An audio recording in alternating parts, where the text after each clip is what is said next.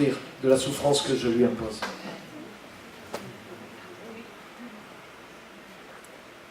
Vous êtes là?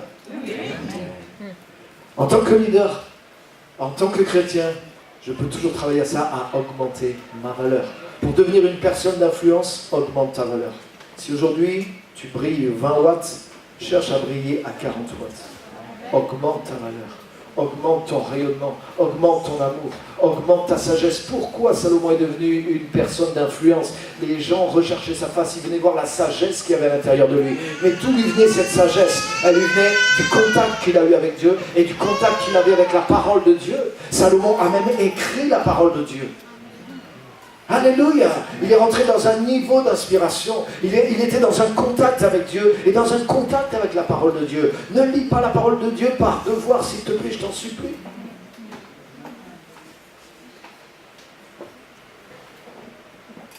Il y a un dicton en anglais qui dit « A chapter a day, keep the devil away ».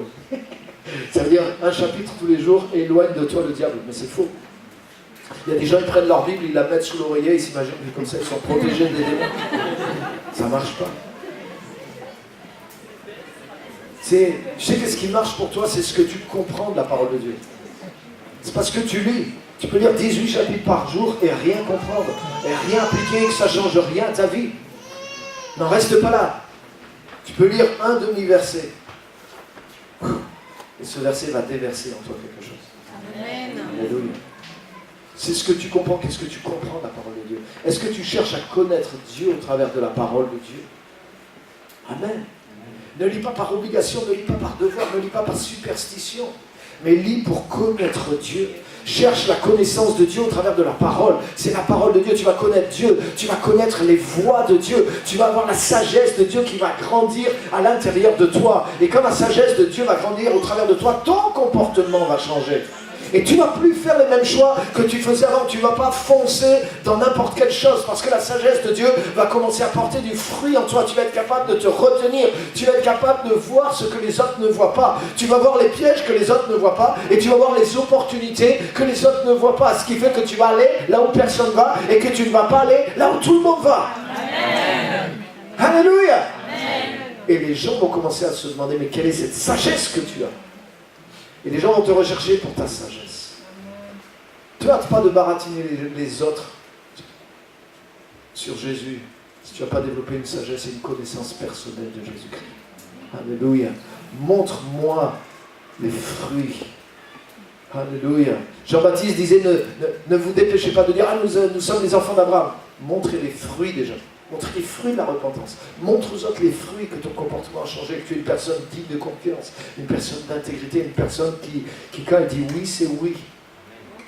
Alléluia. Amen. Le mensonge ne peut plus être dans ma bouche. Amen. Les gens sont venus voir Salomon parce qu'il y avait une sagesse.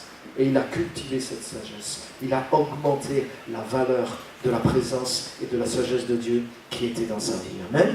Amen. Alléluia. En tant que leader, je peux et je dois toujours me développer. Alléluia. C'est quelque chose qui est constant dans la vie d'un chrétien et d'un leader. Je dois apprendre à grandir et à m'améliorer. Dans Luc chapitre 2, verset 42, il est dit que Jésus grandissait en sagesse et en grâce et en stature devant Dieu et devant les hommes. Jésus, quand il était jeune, il a grandi. C'est-à-dire pendant des années, ce verset, c'est comme si ça résume toutes les occupations de Jésus pendant les 30 premières années de sa vie. Pendant les 30 premières années de sa vie, Jésus n'a fait aucun miracle. Jésus n'est pas rentré dans son ministère. Qu'est-ce que Jésus a fait pendant les 30 premières années de sa vie? Il grandissait en stature, en sagesse et en grâce devant Dieu et devant les hommes. Alléluia.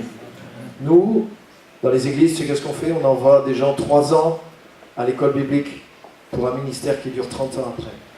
Jésus s'est formé pendant 30 ans pour un ministère qui a duré 3 ans et demi. Ça veut dire Amen en bébé. Alléluia, j'ai le don d'interprétation. Je veux devenir comme Jésus. C'est ce qu'il a dit après. Alléluia. Donc ne néglige pas le temps de la préparation. On est pressé de courir dans la cour des grands. Et des fois tu crois que tu es dans la cour des grands et 10 ans après Dieu te dit tout ça c'était qu'une préparation. Et tu as dit ça y est je vais enfin commencer. Et puis tu fais encore 15 ans. Et puis au bout de 15 ans, tu te rends compte que tout ça, c'était que la préparation en fait. Tu dis, waouh, il ne faudrait pas que je meure avant d'être prêt. Mais tu sais, en tant que leader, tu es dans une constante préparation. En tant que chrétien, tu es toujours en train de te préparer pour quelque chose qui est devant toi. Parce que si tu ne te prépares pas, tu ne peux pas aller plus loin que là où tu es. Parce que Dieu voudrait te confier plus, mais ça dépend de ce qui se développe en toi. Je veux devenir une influence plus grande, mais quelle est ma valeur? Alléluia. Est-ce que j'ai vraiment quelque chose à apporter? Est-ce que si des gens se déplacent et viennent de loin, est-ce que ça vaut la peine pour eux? Parce que Dieu ne m'établit pas sur d'autres pour moi, Dieu m'établit sur d'autres pour eux. Donc ça doit être intéressant et valable pour eux. Alléluia. Donc ça veut dire que moi je dois avoir développé cette valeur et cette capacité à l'intérieur de moi. Alléluia. Dis à ton voisin, augmente ta valeur. Augmente ta valeur. Alléluia. Amen. Dans Daniel chapitre 5 et verset 12, si on peut afficher. Daniel chapitre 5 verset 12.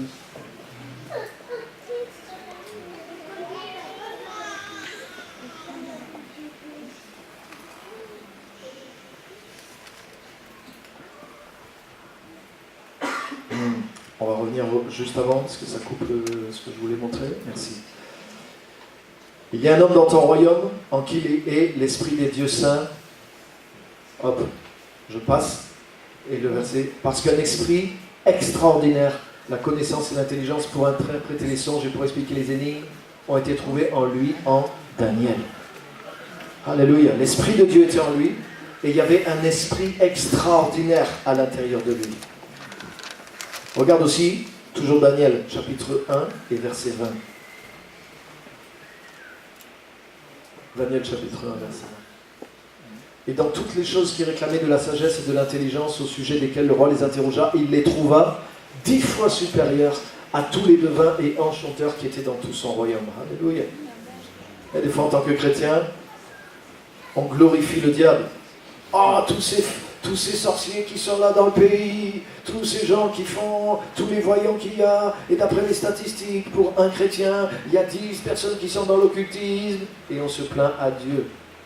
Mais si notre esprit est 10 fois supérieur à eux, il y aura 10 fois plus de gens qui viendront consulter les chrétiens plutôt qu'ils viendront consulter ces gens-là. Amen. Alléluia.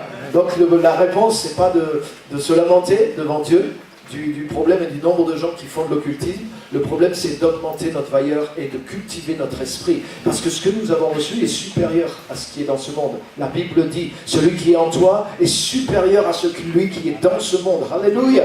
Et je dois cultiver pour que celui qui est en moi remplisse ce moi-là. Et que je puisse dire avec Paul, j'ai déposé mon ancien moi. C'est plus moi qui vis, mais c'est Christ qui vit en moi. Christ vit dans le nouveau moi. La lumière vit à l'intérieur de moi. Et je peux manifester de la lumière. Je peux manifester plus de lumière. Je peux monter à 40 watts. Je peux monter à 80 watts. Je peux balancer du 500 et du 1,5 kg. Alléluia.